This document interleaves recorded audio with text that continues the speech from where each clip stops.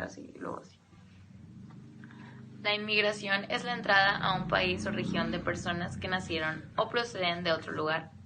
Representa una de las dos opciones o alternativas del término migración, que se aplica a los movimientos de personas de un lugar a otro, y estos desplazamientos conllevan a un cambio de residencia temporal o definitiva. Desde la perspectiva mundial, la nueva fase de migración internacional comenzó a partir de los años 50. Los flujos migratorios han cambiado de sentido y, a partir de entonces, se producen mayoritariamente desde los países pobres hacia el centro desarrollado. Ello fue especialmente significativo en Estados Unidos, con flujos de inmigrantes procedentes de América Latina. El mismo fenómeno se produjo también en Europa, donde los inmigrantes de los países subdesarrollados se establecieron de forma estable. Caso de los asiáticos y caribeños en Gran Bretaña, o de los magrebíes y del África Negra en Francia.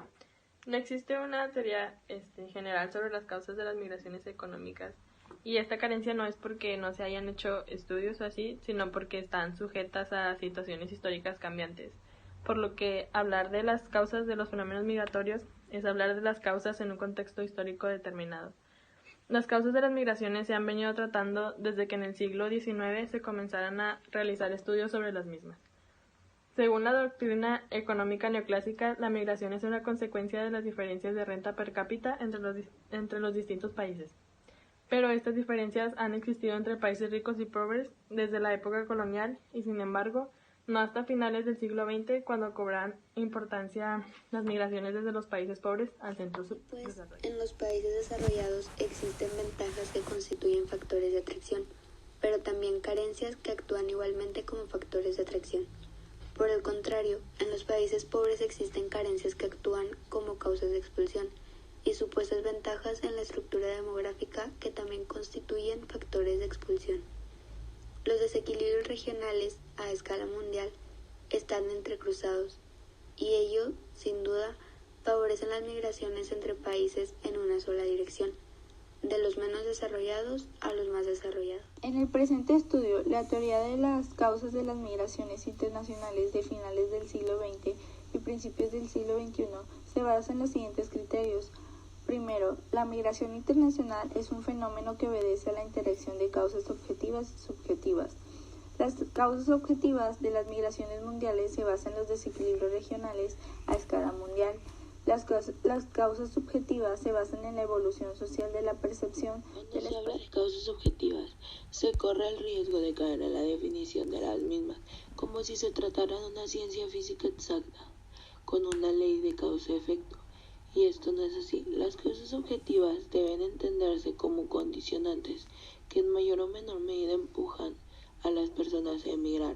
En el caso de las migraciones forzadas por cuestiones políticas o debido a desastres naturales, la causa tiene tal fuerza que la voluntad de los individuos cuenta poco. En el caso de migraciones económicas, el condicionante es menor, pero este existe, aunque en la última instancia será la voluntad de los individuos lo que determinará el acto de emigrar.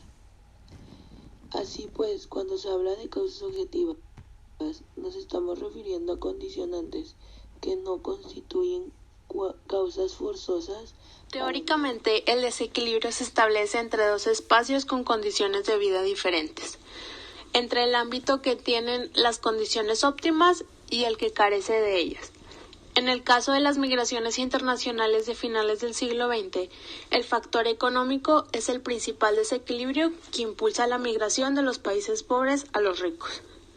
Aunque existen también otros factores, como el mayor nivel en materia de salud, educación, seguridad social, etc., correspondiendo a los países receptores las mejores condiciones. Pero desde el punto de vista demográfico, los países desarrollados presentan una estructura demográfica muy envejecida, por lo que la renovación de la población en los grupos de edad más jóvenes solo pueden realizarse mediante aportes migratorios. Esta es la ventaja que poseen los países que tienen una estructura demográfica juvenil y dinámica, que en general son los países pobres generadores de migración.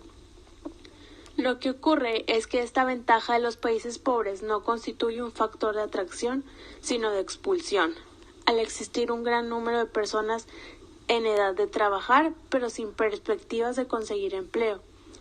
Por el contrario, la desventaja de los países desarrollados en cuanto a estructura demográfica actúa como factor de atracción, ya que se considera necesario para la buena marcha de la economía reducir el desequilibrio demográfico causado por el déficit de los grupos de edad más jóvenes.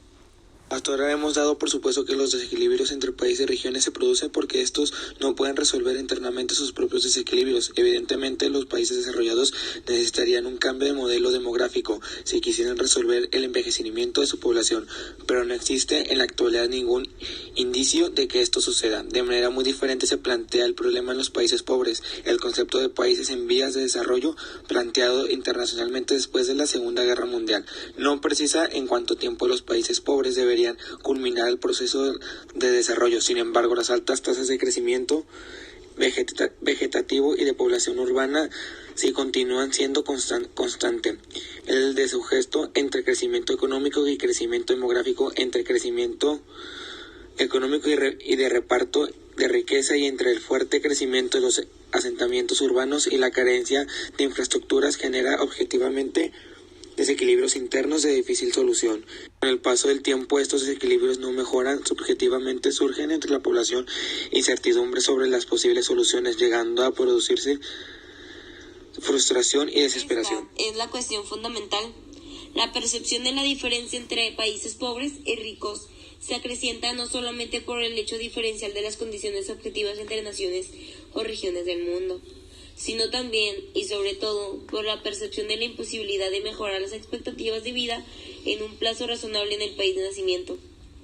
El desequilibrio entre países no tendría por qué ser motivo de atracción y expulsión de migrantes, si existieran en los respectivos países posibilidades reales en un periodo de tiempo prudencial de resolver sus desequilibrios internos. No obstante, hay que tener en cuenta que la decisión de emigrar afecta a una gran parte de la población que comparte las causas objetivas con la otra parte de la población que decide no emigrar.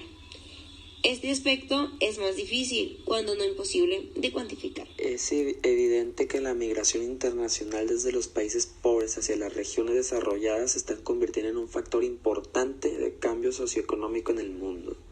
Por ello es de tanto interés conocer su magnitud. La evaluación de los movimientos migratorios internacionales se pueden realizar básicamente con dos metodologías diferentes. La primera, método directo, se basa en elaborar las estadísticas de migraciones a partir de los datos registrados de migrantes o inmigrantes. La segunda, método indirecto, consiste en el cálculo de las transferencias de población, denominados saldos netos de migración, obtenidas de forma indirecta a partir de los datos de crecimiento natural. En el pasado, las fronteras fueron barreras relativamente eficaces para controlar los movimientos de personas. Hoy, esas barreras son insuficientes para frenar el incontenible deseo de millones de personas de mejorar sus expectativas de vida. La magnitud del problema requiere una profunda reorientación de desarrollo económico y social a escala mundial, de tal manera que permita devolver el deseo de seguir viviendo en sus lugares de residencia a los millones de personas que piensan en la emigración como única solución a su precaria o insostenible situación.